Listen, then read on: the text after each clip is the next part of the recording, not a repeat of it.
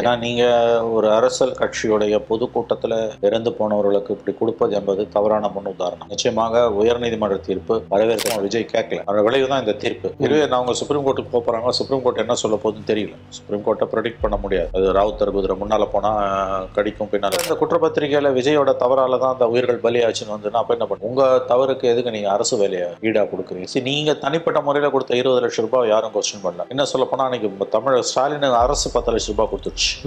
30 லட்சம் ரூபாய் அவங்களுக்கு கொடுத்துருவோம். அது ஒரு பெரிய தொகை. 30 லட்சம் ரூபாய் என்பது அவர்கள் ஒன்றும் தெருவில் அரிதினும் அரிதான நிகழ்வு. ஒரு அரசியல் கட்சியோட கூட்டத்தில் நெரிசல்ல செத்து போறான்றது. போலீஸ் துப்பாக்கி சூடுனா அதுக்கு அரசு கொடுக்கலாம் நிவாரணம், தூத்துக்குடி மாதிரி. இதுல எப்படி நீங்க கொடுப்பீங்க? இதுல கொடுக்கலாமா? நம்மளை வந்து அவங்க வந்து தவறா வழி நடத்துவாங்க. பேசுனதுல நம்ம ஏதாவது தெரியாம சிலது ஒப்புக்கொண்டோம்னா கோர்ட்டுக்கு மறுபடியும் போனோம்னா அங்க நம்ம நிலைமை சிக்கல் ஆயிடும். அதனால பேசவே கூடாதுன்னு ஸ்டாலின் தரப்புல இருந்து சொல்றாங்க. எடப்பாடி அது அப்படியே வழி. கர்நாடகாவில் இருக்கக்கூடிய ஒரு சிக்கல் என்னன்னா, கர்நாடகாவில் அனைத்து அரசியல் கட்சிகளும் இந்த விஷயத்துல உறுதியா நிற்கிறாங்க. சிவகுமார் பின்னால, முதலமைச்சர் பின்னால எல்லாரும் அணிவகுத்து நிற்கிறாங்க. இங்க தமிழ்நாட்டில் பிரிஞ்சு கிடக்குறாங்க. இது ரொம்ப ரொம்ப துரதிருஷ்டவசமானது. நம்முடைய மாநிலத்தில் அந்த ஒற்றுமை இல்லை, அவங்க மாநிலத்தில் அந்த ஒற்றுமை அங்கே இருக்கிறது. வந்து அடாவடித்தனமா முதல்ல வந்தே மாதிரம், அப்புறம் ஜனகணமன, அப்புறம் வந்து தமிழ்தாய் வாழ்த்து. நிகழ்ச்சி முடிஞ்சோன்னா மறுபடியும் வந்தே மாதிரம், மறுபடியும் ஜனகணமன. அந்த பாடல்கள் 2 முறை பாடப்படுது. தமிழ்தாய் வாழ்த்து வந்து ஒரே ஒரு பொறுப்பு ஆளுநர் பிப்ரவரி மாசம் ராஜ்பவன்ல ஆளுநரா பதவி ஏற்றுக்கும் போது முதல்ல வந்தே மாதிரம் தான் பாடினாங்க. அப்ப அமைதியா உட்கார்ந்து இருந்தார் ஸ்டாலின். அப்ப அம்மையார் கனிமொழி எங்கே போனார்? இன்னைக்கு ஸ்டாலின் முதலமைச்சராக இருந்தார்னா,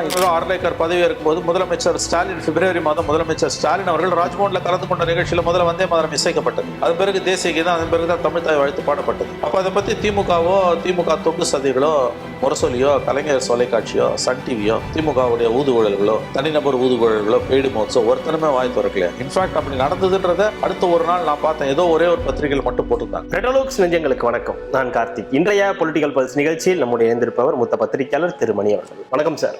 சார், கரூர் விவகாரம் தொடர்ந்து பார்த்துக்கிட்டு இருக்கோம். அதனுடைய முக்கிய அம்சமாக இருந்தது ஒரு 31 பேருக்கு வந்து அரசு பணியாணை, தற்காலிக பணியாணை வந்து முதலமைச்சர் விஜய் அவர்கள் கொடுத்திருந்தார். அதனுடைய வழக்கும் வந்து தொடர்ந்து இருந்தது. நேற்றைய தினம் அதனுடைய வழக்குல வந்து தீர்ப்பு வரும்போது இந்த பணியாணை வந்து ரத்து செய்யப்படுகிறது அப்படின்ற ஒரு தீர்ப்பை வந்து உயர்நீதிமன்றம் வந்து கொடுத்திருக்காங்க. இது ஆரம்பத்திலிருந்தே ஒரு பெரிய பிரச்சனையா தான் ஓடிக்கிட்டு இருந்தது. நேற்று அந்த ரத்துன்றத எப்படி எடுத்துக்கணும்? ஒரு பக்கம் இது வந்து சரியானதுதான் அப்படின்ற ஒரு வாதம், இன்னொரு பக்கம் இது அந்த மக்களுக்கு படும் அநீதி அப்படின்ற ஒரு வாதமும் இருக்கு. இதை எப்படி அணுகிறது? தவிர்க்க முடியாததுதான் இந்த ரத்து செய்யப்பட்டது என்பது.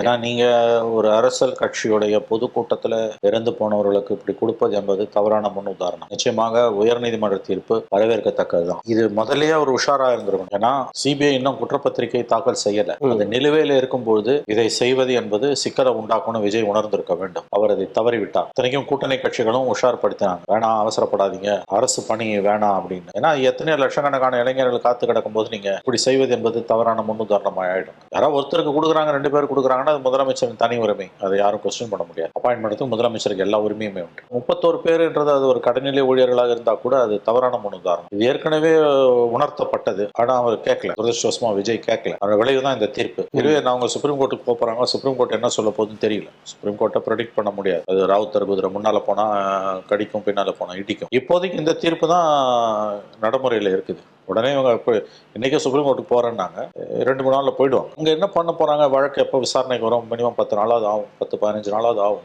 வருவது. அங்க என்ன பண்ண போறாங்க? உச்சநீதிமன்றம் எப்படி இதை பார்க்கும் தெரியல நமக்கு. ஏன்னா மெயின் கேஸ் சிபிஐ குற்றப்பத்திரிகை தாக்கல் செய்யாதப்ப விஜயோட இந்த நடவடிக்கை என்பது கண்டிப்பாக நீதிமன்றங்களுக்கு ஒரு விதமான ஒரு எப்படி சொல்வது என்றால் ஒரு விதமான கோபத்தை கூட ஏற்படுத்தி இருக்கக்கூடும். ஒருவேளை அந்த குற்றப்பத்திரிகையில விஜயோட தவறால தான் அந்த உயிர்கள் பலியாச்சுன்னு வந்து அப்ப என்ன பண்ணும்? உங்க தவறுக்கு எதுக்கு நீங்க அரசு வேலையை ஈடா கொடுக்குறீங்க? சரி, நீங்க தனிப்பட்ட முறையில கொடுத்த 20 லட்சம் ரூபாய் யாரும் கொஸ்டின் பண்ணல. என்ன சொல்ல போனா அன்னைக்கு தமிழ் ஸ்டாலின் அரசு 10 லட்சம் ரூபாய் கொடுத்துருச்சு. 30 லட்சம் ரூபாய் அவங்களுக்கு கொடுத்துருவோம். அது ஒரு பெரிய தொகை. 30 லட்சம் ரூபாய் என்பது அவர்கள் ஒன்றும் தெருவில் விடப்படவில்லை. நான் வந்து இருதயம் இல்லாமல் பேசுவதாக நினைக்க வேண்டாம். அவர் எவ்வளவு பணம் கொடுத்தாலும் அந்த போன உயிர்கள் திரும்பி வரப்போவதில்லை, போன உயிர்களை காம்பன்சேட் பண்ண போறது கிடையாது எதுவுமே. ஆனா இந்த மாதிரி ஒரு அரசியல் கட்சியோட பொதுக்கூட்டத்தில் இறந்து போனவர்களுக்கு அரசு வேலை என்பது நிச்சயமாக ஏற்புடையது அல்ல. அரசு வேலைக்காக நீங்க லட்சம் இளைஞர்கள் காத்து கிடக்கக்கூடிய சூழ்நிலையில் இப்படிப்பட்ட நடவடிக்கைகள் வேலைக்காக இயங்கிக் கொண்டிருக்கக்கூடிய காத்து கிடப்பவர்கள் மத்தியில் கோபத்தை தான் ஏற்படுத்தும். இந்த தீர்ப்பு சரியான தீர்ப்பு என்றுதான் நான் கருதுகிறேன். ஆனா இந்த தூத்துக்குடி சம்பவத்தோட ஒப்பிட்டு சொல்றதை எப்படி பார்க்கலாம்? ஏன்னா தூத்துக்குடி சம்பவத்துல இருந்தவங்களுக்கு இந்த மாதிரி அரசு பணி வந்து கொடுத்தாங்க, இறந்த குடும்பங்களுக்கு கொடுத்தாங்கன்ற ஒரு பேச்சும் வந்து அதையும் வந்து இதோட கம்பேர் பண்ணுவோம். இல்ல அரசே செஞ்சதுனால அது அரசே துப்பாக்கி சூடு. இது ஒரு அரசியல் கட்சியோட பொதுக்கூட்டத்தில் இது யாரு காரணம் இன்ன வரையும் கண்டுபிடிக்கல. வழக்கு சிபிஐல இருக்கு. வழக்கு சிபிஐல இருக்கு. அவன் இன்னும் குற்றப்பத்திரிக்கை அவங்க தாக்கல் செய்யல. சம்பவம் நடந்து கிட்டத்தட்ட 10 மாதங்கள் முடிஞ்சு போய், இன்னையோட 10 மாதம் முடியுது. நேத்தோடு 10 மாதங்கள் முடிஞ்சிடுச்சு. சிபிஐ விசாரணைக்கு போய் 9 மாதங்கள் முடியுது. இன்னமும் குற்றப்பத்திரிக்கை நீங்க தாக்கல் பண்ணல. அந்த சூழல்ல நிவாரணத்தை 20 லட்சம் 10 லட்சம் கொடுக்காது யாரும் கொஸ்டின் பண்ணல. அது மனிதாபிமான அடிப்படையிலான, அது தடுக்க முடியாது, அது பாவம் அதை செஞ்சோம்னா. பட் அரசு வேலை என்பது சிக்கலான ஒரு விவகாரம். வேண்டுமானால் இவர் கூடுதலாக கட்சி சார்பாக இன்னும் அதிகப்படியான ஒரு நிவாரண தொகுதி அதை கூட்டி கொடுக்கலாம். அவர்கள் அதிகப்படுத்தி கொடுக்கலாம். இன்னும் 20 லட்சம் ரூபாய் கூட கொடுத்தா அதை யாரும் கேள்வி கேட்கிற உரிமை கிடையாது. எவ்வளவு கொடுத்தாலும் அதை கேள்வி கேட்கிற உரிமை கோர்ட்டுக்கெல்லாம் கிடையாது. கேட்கவும் முடியாது, கேட்கவும் மாட்டாங்க. தனிப்பட்ட முறையில் தாவேகா சார்பாக அவர்களுக்கு இன்னும் கூடுதல் கொடுக்குறாங்கன்னா நிதி, அதை யாரும் கேள்வி கேட்க முடியாது. பட் அரசு வேலை எனும் பொழுது சிக்கல் வரும், கேள்விகள் கேட்பார்கள். அப்படிதான் கேட்டிருக்காங்க. இது ரொம்ப அரிதினும் அரிதான நிகழ்வு. ஒரு அரசியல் கட்சியோட கூட்டத்தில் நெரிசல்ல செத்து போறான்றது. போலீஸ் துப்பாக்கி சூடுனா அதுக்கு அரசு கொடுக்கலாம் நிவாரணம், தூத்துக்குடி மாதிரி. இதுல எப்படி நீங்க கொடுப்பீங்க? இதுல கொடுக்க முடியாது, சிக்கல் இருக்கு இதுல. இதை நாம் புரிந்து கொள்ள வேண்டும். இன்னொரு பக்கம் மேகதாது அணை விவகாரமும் ஒரு பெரிய பிரச்சனையா தான் போயிட்டு இருக்கு. நேற்று கூட மத்திய அமைச்சர் ராஜ்பூஷன் அவர்கள் சொல்லும்போது மேகதாது அணை கட்டுறதுக்கு தமிழ்நாட்டை கேட்க வேண்டிய அவசியம் இல்லை அப்படின்ற ஒரு இதை வார்த்தையை விட்டிருந்தார். அதற்கு இந்த பக்கம் இப்போ முதலமைச்சர் அவர்கள் ஒரு கடிதமும் பிரதமருக்கு எழுதியிருக்கார். அவர் சொன்ன வார்த்தையை திரும்ப பெற வேண்டும், இதற்கு என்னன்றதை ஒரு கடிதமா எழுதியிருக்கார். இந்த மேகதாது பிரச்சனை போயிட்டு இருக்கு. அவர் கர்நாடகாவுக்கு போறாரா இல்லையா, அவர் போக கூடாதுன்ற குரல்கள் ஒரு பக்கம் ஒழிச்சுக்கிட்டு இருக்கு. இதுல என்ன முடிவுகள் எடுக்கப்படும், இல்ல என்ன நடந்தா இது சரியா வரும்ன்ற பல கேள்விகள் இருக்கு. விவசாயிகளுடைய பிரச்சனைகளும் இதுல பெரிய அளவுக்கு டெல்டா மாவட்டத்துடைய பிரச்சனையும் இதுல இருக்கு. இது ரொம்ப சிக்கலான பிரச்சனை. நீதிமன்ற தீர்ப்புகளுக்கு பிறகும் பேச்சுவார்த்தைகளுக்கு போன கடந்த கால வரலாறுகள் உண்டு. அதனால பேச்சுவார்த்தைக்கு போவது தவறில்லை. இப்ப போவது மேகதாதுக்காக கிடையாது. காவிரியில நமக்கு வர வேண்டிய தண்ணீர் வரல, அதுக்காக தான் அவர் போறாரு. அவங்க மேகதாதையும் அவங்க பேசினாங்கன்னா, பேச்சு எடுத்தாங்கன்னா, இவர் என்ன செய்ய போறாரு, இவருடன் போகிற அதிகாரிகள் என்ன செய்ய போறாங்கன்றதான் கொஸ்டின் மார்க். உச்சநீதிமன்ற தீர்ப்புகளுக்கு பிறகு பேச்சுவார்த்தைக்கு போகக்கூடாதுன்றது தவறான ஒரு வாதம் துரைமுருகன் வைக்கிறாரு, ஸ்டாலின் வைக்கிறார். 2013 உச்சநீதிமன்ற தீர்ப்புக்கு பிறகுதான் ஜெயலலிதா போய் பேசுங்கன்னு உச்சநீதிமன்றமே சொல்லி அவங்க பெங்களூருக்கு போய் பேசினாங்க. அப்கோர்ஸ் தீர்வு எட்டப்படல. வெளியில அவங்க கொடுத்த அறிக்கையில எந்த ஒரு தீர்ப்பையும் மதிக்க கர்நாடகா மறுக்கிறது, அவர்கள் தாம் பேசுவதால் எந்த பலனும் இல்லை அப்படின்னு தெளிவா அவங்க சொல்லியிருக்காங்க. பட் ஸ்டில் இருந்த போதிலும் இந்த மாதிரியான நதிநீர் தாவாக்கள்ல பேசுறதுன்றது ஒரு தொடர் நடவடிக்கை. அது கடந்த காலங்கள்லயும் அப்படிதான் இருந்திருக்கு. ஏன் இப்ப பேசக்கூடாது முயற்சி பண்றதுல எனக்கு தெரிஞ்ச தப்பு இல்ல. ஒரே ஒரு பேசுறதுல என்ன பிரச்சனை? பேசக்கூடாதுன்றதுல அவங்க பக்கம் இருக்க கருத்து என்னன்னா, அது நம்ம ஏற்கனவே உச்சநீதிமன்ற தீர்ப்பு நடுவர்மன்ற தீர்ப்புலாம் நமக்கு சார்பா இருக்கும்போது பேசுறது மூலமா நம்மள அவங்க தவறா வழி நடத்துவாங்க. பேசுனதுல நம்ம ஏதாவது தெரியாம சிலது ஒப்புக்கொண்டோம்னா கோர்ட்டுக்கு மறுபடியும் போனோம்னா அங்க நம்ம நிலைமை சிக்கல் ஆயிடும். அதனால பேசவே கூடாதுன்னு ஸ்டாலின் தரப்புல சொல்றாங்க. எடப்பாடியும் அதை அப்படியே வழிமொழிகிறார். ஆக்சுவலா கடந்த காலங்கள் உச்சநீதிமன்ற தீர்ப்புக்கு பிறகும் நமக்கு நீதி கிடைக்கலன்னு உச்சநீதிமன்றத்துக்கு போன பிறகு உச்சநீதிமன்றம் தன்னுடைய தீர்ப்பை அமல்படுத்த மறுத்த கர்நாடகாவை கண்டிப்பதற்கு பதிலாக நீங்க போய் பேசுங்கன்னா பேசியிருக்காங்க. ஜெயலலிதாவை போய் பேசினாங்க, எதுவும் நடக்கல. ஆகவே இந்த சூழல்ல எனக்கு தெரிஞ்சு பேசுறதுல தப்பு இல்லை. இப்ப போறது மேகதாது கிடையாது, காவிரி பிரச்சனைக்கு நமக்கு இந்த 2 மாதங்கள்ல வர வேண்டிய காவிரி தண்ணீர் வர வேண்டிய அளவுக்கு வரவில்லை, அதுக்குதான் போய் பேச போறாரு. ஆனா கர்நாடகாவில் இருக்கக்கூடிய ஒரு சிக்கல் என்னன்னா, கர்நாடகாவில் அனைத்து அரசியல் கட்சிகளும் இந்த விஷயத்துல உறுதியா நிக்கிறாங்க. சிவகுமார் பின்னால, முதலமைச்சர் பின்னால எல்லாரும் அணிவகுத்து நிக்கிறாங்க. இங்க தமிழ்நாட்டுல பிரிஞ்சு கிடக்குறாங்க. இது ரொம்ப ரொம்ப துரதிருஷ்டவசமானது. நம்முடைய மாநிலத்துல அந்த ஒற்றுமை இல்லை, அவங்க மாநிலத்துல அந்த ஒற்றுமை அங்க இருக்கிறது. பேசுறதால பெருசா பலன் வழிய போறது கிடையாது. இவர் மேகதாதுக்கு பேச போல காவிரிக்காக தான் போறாரு. ஒரு தடவை போயிட்டு வரதுல தப்பு இல்லை என்பது என்னுடைய கருத்து. இன்னொரு பக்கம் இப்போ இன்றைக்கு நடந்த மனோன்மணியம் சுந்தரனார் பட்டமளிப்பு விழால மீண்டும் அதே பிரச்சனை. வந்தே மாதரம் முதலில் பாடப்படுகிறது, தமிழ்தாய் வாழ்த்து 3வது இடத்துக்கு போயிருக்கு அப்படின்ற அந்த பேசு பொருள். அதை இன்னைக்கு அமைச்சர் விஸ்வநாதன் அவர்கள் புறக்கணிச்சிருக்காரு. அங்க இருக்கக்கூடிய மாணவர்கள்லாம் ஆளுநர் ஒரு குறிப்பிட்ட நம்பர்ஸ்க்கு மட்டும்தான் பட்டமளிப்பு விழா அதெல்லாம் பண்ண போறாங்க அப்படின்றதுக்கான அங்க ஒரு சலசலப்பும் ஏற்பட்டு தொடர் சர்ச்சையாவே இருக்கு இந்த தேசிய கீதம், வந்தே மாதரம், தமிழ்தாய் வாழ்த்து. இது என்னது, எங்க போய் நிக்குன்ற ஒரு கேள்வி தொடர்ந்து இருந்துகிட்டே இருக்குல்ல தமிழ்நாட்டு மக்கள்கிட்ட. ஒற்றைத்தன்மையை நிறுவ விரும்புகிறது பாஜக. இந்தியாவை ஒற்றை நாடாக மாற்ற முயற்சிக்கிறது பாஜக. இது பல மாநிலங்களின் கூட்டமைப்பு. இது ஒரு நாடு என்ற கோணத்துல பார்த்தா கன்வென்ஷன் சென்ஸ்ல அப்படி பார்க்க முடியாது. இது ஒரு நாடாவே நீங்க பார்க்க முடியாது. பல சிறிய நாடுகளின் தொகுப்பு தான் India. India that is Bharat shall be an union of states. சரியான வார்த்தை அது ஒன்றியம் தான் சொல்லணும் நம்ம அப்படி பார்த்தா. பல மாநிலங்களின் கூட்டமைப்பு இந்தியா. இதுல சில மாநிலங்களுக்கு மாநில மொழியே கிடையாது, மாநில பாடல் இல்ல, சில மாநிலங்களுக்கு இருக்கு. மத்திய அரசு அடாவடித்தனமா முதல்ல வந்தே மாதரம், அப்புறம் ஜனகணமன, அப்புறம் தமிழ்தாய் வாழ்த்து, நிகழ்ச்சி முடிஞ்சோன்னா மறுபடியும் மறுபடியும் வந்தே மாதிரம், மறுபடியும் ஜனகணமன. அந்த பாடல்கள் 2 முறை பாடப்படுது. தமிழ்த்தாய் வாழ்த்து வந்து ஒரே ஒரு முறை தான் பாடம். தமிழகத்தை பொறுத்தவரையில் மாநில பாடல் என்பது 1971 கலைஞர் அவர்கள் அந்த பாடலை மனோன்மணியம் சுந்தரனார் எழுதிய பாடலை கொண்டு வந்தார். அதுல சில வரிகளை நீக்கிட்டு தான் அவர் கொண்டு வந்தார். ஆரியம் போல் வழக்கொழிந்தன்ற வரிகளை எடுத்துட்டு தான் கொண்டு வந்தார். எப்படி வந்தே மாதரத்துல வந்து சில வரிகளை எடுத்துட்டு நேரு கொண்டு வந்தாரோ அந்த மாதிரி தான் கலைஞரும் கொண்டு வந்தார். ரொம்ப அழகா தான் போயிட்டு இருந்தது. எந்த நிகழ்ச்சியா இருந்தாலும் அரசு நிகழ்ச்சினா முதல்ல தமிழ்த்தாய் வாழ்த்து, தமிழ்த்தாய் நிகழ்ச்சி முடியும் போது தேசிய கீதம். ரொம்ப நல்லா இருந்தது. இன்னைக்கு அடாவடித்தனம் எங்க போய் நிக்குதுன்னா வந்தே மாதரம். அந்த வந்தே மாதரம் பாடலை பெரும்பாலானவங்களுக்கு முழு பாடலை பாட தெரியாது.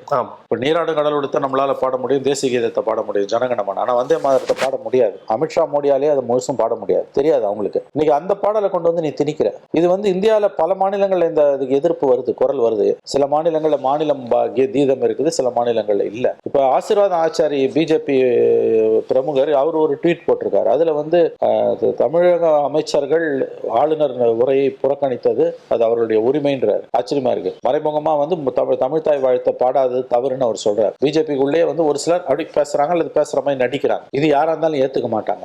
இது வந்து மோடி அரசாங்கத்தோட மூர்க்கத்தனத்தின் விளைவு. நம்முடைய மாநிலத்தில் இருக்கக்கூடிய மாநில மொழி பாடலை பாடிட்டு அதுக்கு பிறகு நீங்க வந்து வந்தே மாதரம் பாடிக்கோங்க, தேசிய கீதம் பாடிக்கோங்க. நிகழ்ச்சி முடியும் போது தேசிய கீதம் தாராளமா பாடுங்க. ஆனா நீங்க முதல்ல வந்து இத்தனைக்கும் மனோன்மணியம் சுந்தரனார் ஏற்றிய பாடல அவருடைய காலேஜ், அவருடைய பல்கலைக்கழகத்திலே அவர் பாடல் 3வது இடங்கிறது அயோக்கியத்தனத்தின் உச்சம். மோடி அரசு ஒற்றைத்தன்மை நிறுவ விரும்புகிறது. இது இந்த அரசோட அமைச்சர் அதை புறக்கணிச்சிட்டாரு. பஸ்வநாதன் புறக்கணிச்சிட்டாரு. மகிழ்ச்சியான விஷயம். ஏன்னா வந்து மாநில அரசு வந்து இதை நீங்க எதிர்க்க மாட்டேங்கிறீங்க. ஆளும் பிஜேபி திமுக இருந்தா மட்டும் இப்ப என்ன பண்ணோம்? இல்ல திமுகல இருந்து வரக்கூடிய குரல்கள் தான் சொல்றேன். இப்ப கனிமொழி அவர்களா இருக்கட்டும், உதயநிதி அவர்களா இருக்கட்டும், எல்லாருமே இந்த குரலை இப்ப எடுத்திருக்காங்க. இது ஒரு சோஃபா மாடல் அரசு, இதை வந்து எதிர்க்க துணிவில்லாத அரசு அப்படின்னு சொல்லி இப்ப இதுக்கு வந்து ஒரு அறிக்கை வந்துகிட்டு இருக்கு. இவங்க இருந்து என்ன பண்ணிருப்பாங்க? கனிமொழி அவங்க அண்ணன் மு.க. ஸ்டாலின் இதே ஆளுநர், பொறுப்பு ஆளுநர் பிப்ரவரி மாசம் ராஜ்பவன்ல ஆளுநரா பதவி ஏற்றுக்கும் போது முதல்ல வந்தே மாதரம் தான் பாண்டாங்க. அப்ப அமைதியா உட்கார்ந்து இருந்தார் ஸ்டாலின். அப்ப அம்மையார் கனிமொழி எங்கே போனார்? இன்னைக்கு ஸ்டாலின் முதலமைச்சரா இருந்தாருன்னா இதான் நிலைமை. ஞாபகம் வச்சுக்கோங்க. இல்ல என்ன அவங்க இருந்தா இவங்க இருந்தான்றதை தாண்டி அவங்க இருந்திருக்கும் போது என்ன நடந்திருக்கு சார்? அப்போ நம்ம கடந்த கால ஆட்சியில் இருந்துக்கும் போது இதே தாங்க நடந்தது. அவங்க எதை பத்தியுமே கவலைப்படல. இல்ல வீடியோக்கள் ஏதாவது போடணுமா? விஜய் மத்திய அரசை எதிர்த்து வீடியோக்கள் போட அவங்களதான் கேட்கணும். நீ என்ன பேசணும்னு விரும்புறேன். அமைதியா இருந்தார்ல ராஜ்பவன்ல கவர்னர் பதவியேற்பு விழால முதல்ல தமிழ்த்தாய் வாழ்த்து போடப்படுது. ஸ்டாலின் அமைதியா இருந்தாரு. அதை பத்தி அவர் பேசவே இல்லை. இது வந்தே மாதரம் போடப்பட்ட வந்தே மாதரம் முதல் பாடலா போடும்போது ஸ்டாலின் அதை பத்தி பிரஸ்தாபிக்கவே இல்லை. அப்போ உங்களுக்கு வேணும்னா அமைதியா இருப்பீங்க, அடங்கி போவீங்க, பிஜேபி காலடியில உட்காந்துருப்பீங்க. 4 வருஷம் நீங்க உட்கார்ந்து இருந்தவங்க தானே. நாளைக்கு வாய்ப்பு கிடைச்சா மறுபடியும் போய் உட்காருவீங்க. உங்களுக்கு மந்திரி பதவி கொடுத்தா அமைதியாயிடுவீங்க. ஆனா மக்கள் இன்னைக்கு போராட ஆரம்பிச்சிருக்காங்க. இன்னைக்கு வந்து காங்கிரஸ் அமைச்சர் விஸ்வநாதன், மாநில அரசு ரெண்டுமே புறக்கணிச்சிருக்கு. பல மாணவர்கள் வந்து இன்னைக்கு அங்க வந்து ரொம்ப ஆர்வமா இருக்காங்க. தாவேக்கு அமைச்சர் சிடிஆரும் வந்து அதுக்கு எதிர்ப்பு தெரிவிச்சிருக்காரு. நீங்க இந்த மாதிரி தமிழ்த்தாய் வாழ்த்து 3வது பாடல் யாருமே ஒத்துக்க மாட்டாங்க. ஒட்டுமொத்த தமிழ்நாடும் ஒரு திசையிலையும் பிஜேபி ஒரு திசையிலையும் போகுது. இது ரொம்ப தப்பான ஒரு பாதையில. ராகுல் காந்தி சொல்லாம you will ever never win Tamil Nadu. எத்தனை ஜென்மம் எடுத்தாலும் தமிழ்நாட்டில் பிஜேபி கால உண முடியாது. மற்ற மாநிலங்கள் இப்படி எதிர்ப்பு இருந்தா அமைதி ஆயிடுவாங்க, சைலண்ட் ஆயிடுவாங்க. இல்ல இன்னும் மூர்க்கத்தனமா நம்ம எதிர்க்க வேண்டியிருக்கா? இன்னும் அரசு இன்னும் மூர்க்கத்தனமா தான் எதிர்க்க வேண்டியிருக்கு. வயிறு எரியுது, ரத்தம் கொதிக்குது உண்மையிலே. ஏன்னா நீங்க இது வந்து ஒற்றைத்தன்மையை நிறுவ விரும்புகிற ஒரு விஷயம். இது நம்ம ஒரு குறியீட்டு அளவில் பார்த்து நம்ம மொழிவரி சார்ந்து பேசல.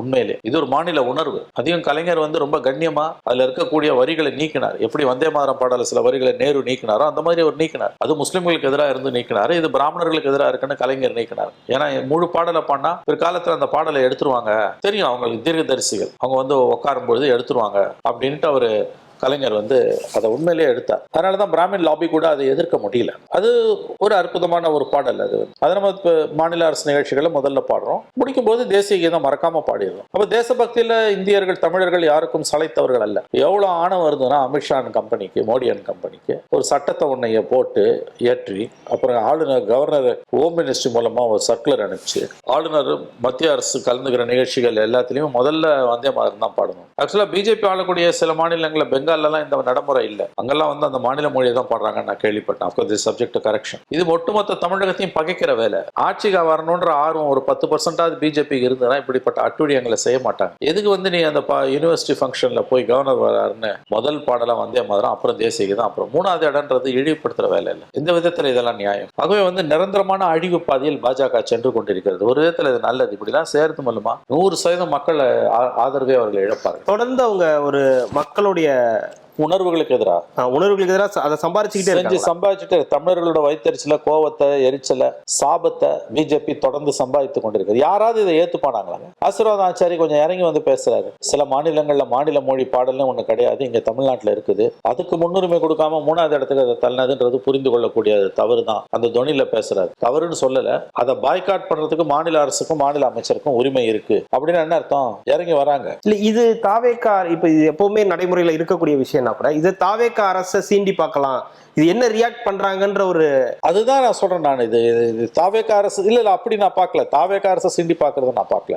அவங்க ஒற்றைத்தன்மையை திணிக்கிறாங்க. நாங்க சொல்றதுதான் நான் சொல்றதாண்டா கேள்டான்றாங்க. அது கவர்மெண்ட் பலவீனமா இருக்கும்போது நம்மளை போட்டு ஸ்பீஸ் பண்றாங்க. ஸ்டாலின் கவர்மெண்ட் நிறைய தான் எதிர்த்தாங்க, ஆனா அவங்களாலே ஒன்னும் எதிர்க்க முடியல. ஆர்லேக்கர் பதவியேற்புல பொறுப்பு ஆளுநரும் ஆர்லேக்கர் பதவி இருக்கும்போது முதலமைச்சர் ஸ்டாலின் பிப்ரவரி மாதம் முதலமைச்சர் ஸ்டாலின் அவர்கள் ராஜ்பவன்ல கலந்து கொண்ட நிகழ்ச்சியில முதல்ல வந்தே மாதரம் இசைக்கப்பட்டது. அதன் பிறகு தேசிய கீதம், அதன் பிறகுதான் தமிழ் தாய் வாழ்த்து பாடப்பட்டது. அப்ப அதை பத்தி திமுக தொங்கு சதிகளோ, முரசொலியோ, கலைஞர் தொலைக்காட்சியோ, சன் டிவியோ, திமுகவுடைய ஊதுகுழல்களோ, தனிநபர் ஊதுகுழல்களோ, பெய்டு மோட்ஸோ ஒருத்தனுமே வாய் திறக்கல. இன்ஃபேக்ட் அப்படி நடந்ததுன்றத அடுத்த ஒரு நாள் நான் பார்த்தேன். ஏதோ ஒரே ஒரு பத்திரிகையில் மட்டும் போட்டிருந்தாங்க இந்த மாதிரி நடந்தது. ஒரு எதிர்ப்பு கூட ஸ்டாலின் பக்கத்துல இருந்து வரல. அப்ப நீங்க அதிகாரத்துல இருக்கும்போது திமுக இதை அடக்கி வாசிக்கும், மத்தவங்க இருக்கும்போது ஊதி பெருசாகும். இன்னைக்கு திமுக கவர்மெண்ட் இருந்தாலும் இதான் நிலைமை. திமுக கவர்மெண்ட் இருந்தா பாய்காட் பண்ணிருக்கோம், அதை தான் விஜய் பண்ணிருக்காங்க. இல்ல திமுக இருந்தா என்னத்துக்கு இது ஆக்ரோஷமா எடுத்து அதெல்லாம் பண்ண மாட்டாங்க, சும்மான கதை அழைப்பாங்க. அப்படி பண்ற மாதிரி சீனை போடுவாங்க. அதான் சொல்றேன், ராஜ்பவன்ல சைலண்டா உட்கார்ந்தாருங்க மு.க. ஸ்டாலின். அந்த பதிவு கூட அவர் பண்ணலங்க. ட்வீட்ல போட வேண்டியதானே? அவருக்கு சோஷியல் மீடியா டீம் இருக்கு, ஹேண்ட்லர்ஸ் இருக்காங்க. இமிடியேட்டா ட்வீட் பண்ண வேண்டியதானே 3வது இடத்துக்கு போனது தமிழ்னு. இன்னைக்கு எல்லா விதமான மரபுகளையும் பிஜேபி உடைத்து கொண்டிருக்கிறது. இது எங்க போய் முடியும் தான் நமக்கு தெரியல. இல்ல இதை எதிர்க்க வேண்டிய அளவுக்கு தாவேக்கா இன்னும் இதாகலையா? அவங்கள வந்து இந்த கேள்வி கேட்கிற இடத்துக்கு இன்னும் பெரிய அளவுக்கு அது இன்னும் பெரிய அளவு மந்திரி, காங்கிரஸ் மந்திரி பாய்காட் பண்ணிட்டாரு. தாவேக்கா மந்திரியா இருந்தாலும் பாய்காட் பண்ணிருக்காங்க. மாநில அரசே பாய்காட் பண்ணிடுச்சு. அவ்வளவுதான், அதுக்கு மேல ஒன்றும் பண்ண முடியாது. அது இப்போ அமித்ஷா கொண்டு வந்த சட்டம் வந்து மோசமான சட்டம். வந்தே மாதரம் பாடலை இழிவுபடுத்தினா 10 வருஷம் ஜெயிலாம். எங்கேயாவது உலகத்துல இந்த அட்டூழியம் நடக்குமா? சாரி, 7 வருஷமா இன்னும் ஜெயில் போல. அட்டூழியத்தின் உச்சம் இல்ல, ஒற்றைத்தன்மை. எத்தனை வருடம் வந்தாலும் ஜெயிலுன்றதே ஒரு என்னங்க இது? ஒரு பாடலை பாடலன்னா நீ ஜெயிலுக்கு போட்டுருவியா? அப்ப இவங்களுடைய ஒற்றைத்தன்மையை நிறுவ விரும்புகிறார்கள். கேள்வி கேட்க கூடாது. உனக்குன்னு தனித்தன்மை எதுவும் கிடையாது. இந்தியாவோட ஒரு அங்கம் தான் நீ. உனக்கும் தனியா மொழி பற்று. இது நமக்கு தமிழ் தாய் வாழ்த்து ஒன்று இருக்கதே உனக்கு பிடிக்கலங்க. பல உத்தரப்பிரதேசத்துல என்ன வாழ்த்து இருக்கு, குஜராத்ல என்ன வாழ்த்து இருக்கு, உத்தரப்பிரதேசத்துல வாழ்றது அது வேற விஷயம். பீகார்ல என்ன, பிஜேபி ஆளுடைய மாநிலங்கள்ல ஏதாவது மாநில பாடல் ஒன்று இருக்கா? அப்போ நம்முடைய தனித்தன்மையை, மாநிலங்களோட தனித்தன்மையை அழிக்கக்கூடிய வேலையை தான் பிஜேபி கவர்மெண்ட் செய்து. எழுதி வைத்துக் கொள்ளுங்கள், இதற்கான விலையை வந்து அவர்கள் ஏதாவது ஒரு ரூபத்தில் கொடுப்பார்கள். சமீபத்தில் நடந்த நீட்க்கு எதிரான இந்த போராட்டம், அது அங்கே டெல்லியில அவங்களுடைய அந்த ஃபேர் நீட், அந்த மாணவர்களுக்கான நிதி, இதுக்கெல்லாம் வந்து அவங்களுக்கு ஒரு சக்சஸ் கிடைச்சது. அது இங்கேயும் தொடர்ந்துச்சு. இங்கேயும் வந்து அது வந்து ஒரு பேன் நீட்ன்ற மாதிரியான சில விஷயங்கள் முன்னெடுத்தாங்க. அது இப்போ எந்த லெவல்ல இருந்துச்சு, அதோட வெற்றியை எப்படி பாக்குறீங்க? அது இங்கே தொடர்ந்ததை அதோட கன்க்ளூஷன் எப்படி பாக்குறீங்க? இல்ல அங்க நீட்டுக்கு எதிராக போராட்டம் நடக்கல. அவங்க ஃபேர் நீட், இது பேன் நீட். நம்ம கேக்குறது நீட்டே வேணாம்னா, நீட்டு வேணான்னு சொல்ல, முறையா நடத்துன்னு அவன் கேட்கறான். அதுல நம்ம குளிர்காயிரம் பேன் நீட்டுன்னு அவன் கேட்கவே இல்லை. அவங்க கேட்கல. கற்பாம்பூச்சி போராட்டத்தின் நோக்கம் வந்து நீட்டு குறைபாடுகளை நீக்குங்கன்றது. நம்ம நீட்டையே நீக்கணும்ன்றோம், அவங்க ரெண்டையும் நீக்க மாட்டாங்க. நீட்டையும் நீக்க மாட்டாங்க, குறைபாடையும் நீட்ட மாட்டாங்க. பெரிய விளம்பரத்துடன், ஆஹா ஓஹா என்ற டாம்பிகத்துடன் நம்ம பிரதமர் நரேந்திர மோடி சிறப்பு நீதிமன்றங்கள் அமைக்கப்படும், ஸ்பெஷல் கோர்ட்ஸ் போடுவோம், சிபிஐ விசாரணை ஒப்படைச்சிட்டோம், பேப்பர் லீக்ல எவனும் தப்ப முடியாது ஊன்னு பயங்கரமா பேசினார். இன்னைக்கு முதல் கேஸ் சிபிஐ டெசிக்னேட்டட் கோர்ட் டெல்லியில வருது. ஃபர்ஸ்ட் கேஸ் வருது NEET paper leak case. CBI சார்பா யாருமே அப்பேர் ஆகல, வழக்கறிஞரும் அப்பேர் ஆகல, ஐஓ இன்வெஸ்டிகேட்டிவ் ஆஃபீஸரும் அப்பேர் ஆகல, அல்லது சிபிஐ சார்பா யாராவது நீதிமன்றத்தில் இருக்கணும், ஒருத்தனுமே வரல, அல்லது ஒருவளுமே வரவில்லை. இதுதான் நீட்டை வந்து நீட்டுக்கு எதிரான, அதாவது நீட் பேப்பர் லீக்கை ஒழிக்கிற வேலை தான் இல்ல. ஃபர்ஸ்ட் ஹியரிங் வருது டெல்லியில ஸ்பெஷல் கோர்ட்ல, டெசிக்னேட்டட் கோர்ட்ல, பேப்பர் லீக்கு எதிராக. சிபிஐ அவன் தான் ப்ராசிக்யூட்டிங் ஏஜென்சி, சிபிஐ சார்பா ஒருத்தங்க கூட ஆஜராகல. வழக்கமா அப்படி அவங்க இதுலன்னா வேற யாராவது அப்பீர் ஆவாங்க, ஒருத்தரும் அப்பீர் ஆகல. அப்ப இதுதான் மோடி கவர்மெண்ட் கொடுக்கக்கூடிய முக்கியத்துவம். அப்ப சும்மா இதை நாமக்காவா பேசுவாங்க, 3 மாசத்துல மறந்துடுவாங்க.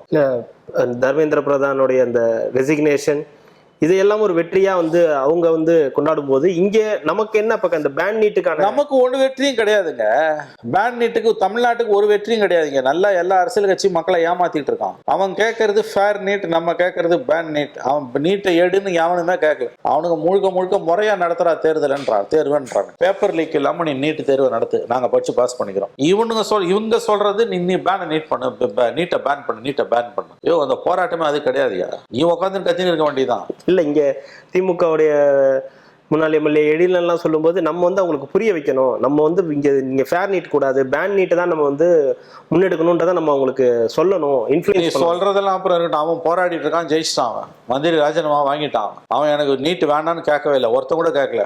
நீ முறையா நடத்துறான்னு தான் சொல்றான். அதுல போய் நீங்க பூந்துக்கிறீங்க. ஆகவே இது ரெண்டுத்துக்கு இருக்க வித்தியாசத்தை நம்ம புரிஞ்சுக்கணும். கண்டிப்பா சார். அடுத்தடுத்த நிகழ்வுகளை தொடர்ந்து பேசலாம். மகிழ்ச்சி. நன்றி.